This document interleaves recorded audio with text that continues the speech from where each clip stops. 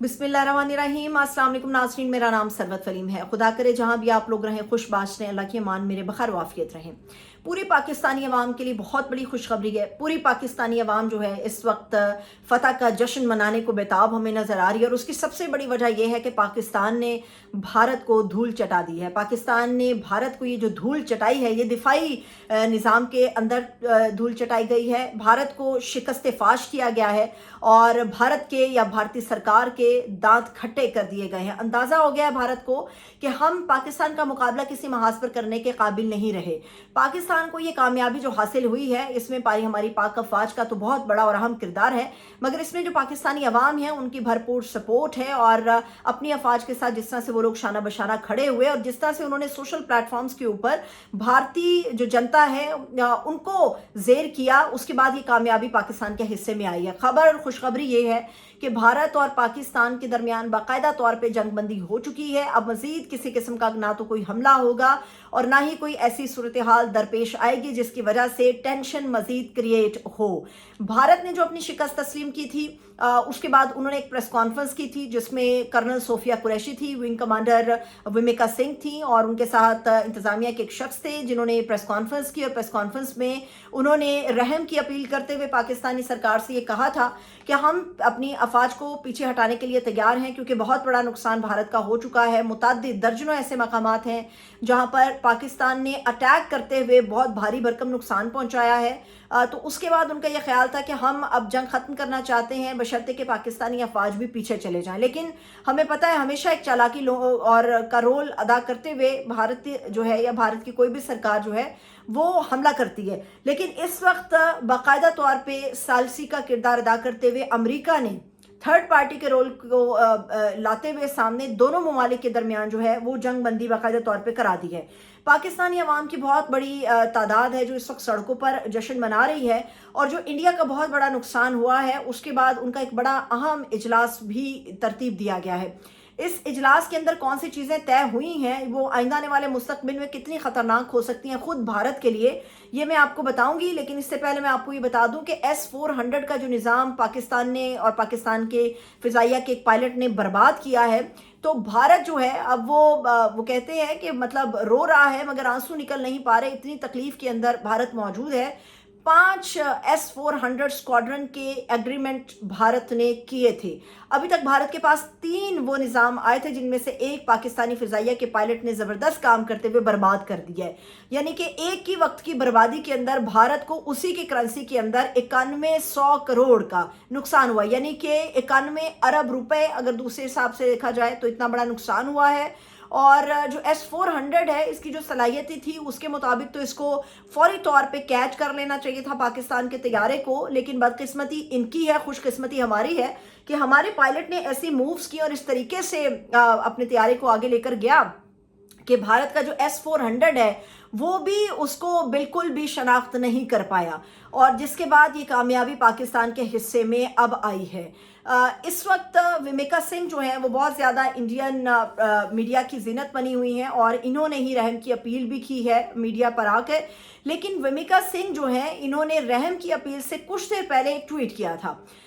इन्होंने ट्वीट किया था कि बहुत जल्द पाकिस्तान अपने घुटनों पे आपको नजर आएगा और आप की कौम की जो हिंदू कौम की बेटी है उसका अपने कौम से ये वादा है। उसके बाद इन्होंने जय हिंद का नारा लगाया और फिर ट्विटर से जब गायब हुई तो गायब होने के कुछ देर के बाद ये एक प्रेस कॉन्फ्रेंस के अंदर नजर आई और रहम की अपील इन्होंने कर दी। भारत को जितना ज़्यादा मौशी तौर पे नुकसान हुआ, जितना माली तौर पे नुकसान हुआ, जितना दिफाई हथियारों के अंदर नाकामी और नुकसान हुआ, उसके बाद मोदी सरकार पे भारतीय जनता शदीद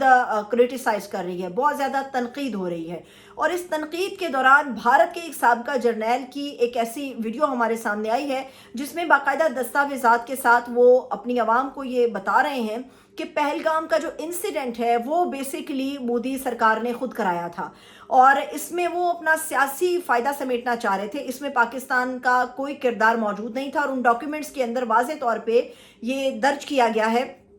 कि पहलगाम का इंसिडेंट करवा के सियासी फ़ायदे के तौर पे इसको रियासत बिहार के इलेक्शंस के अंदर इस्तेमाल किया जाएगा। उसके बाद जो जनता है वहाँ का एक शदीद रिएक्शन आ रहा है और मोदी सरकार ने कुछ देर पहले जो इजलास बुलाया है اس میں یہ طے کیا گیا ہے کہ ہم ایک ایکٹ آف وار جو ہے وہ بھی ترتیب دیں گے اور یہ اپنی پالیسی کا ہم حصہ بنائیں گے. بیسکلی جو ایکٹ آف وار ہے اس کا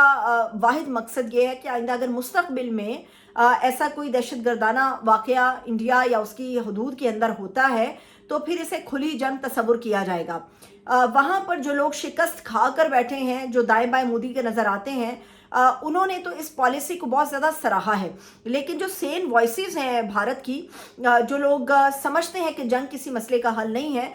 وہ اس ایکٹ کے اوپر، اس پالیسی کے اوپر بہت زیادہ تنقید کر رہے ہیں، کیونکہ ان کا یہ خیال ہے کہ کسی بھی واقعے کو پاکستان کے ساتھ جوڑنا جو ہے ایک تو سراسر بالکل غلط ہوگا، اور دوسری بات یہ ہے کہ پاکستان نے جتنی قوت کے ساتھ خود کو اب ظاہر کیا ہے کہ وہ کتنی زیادہ دفاعی ہتھیاروں کے اندر نہ صرف قوت رکھتا ہے بلکہ ان کے جو لوگ ہیں، ہمارے جو فوج کے جوان ہیں،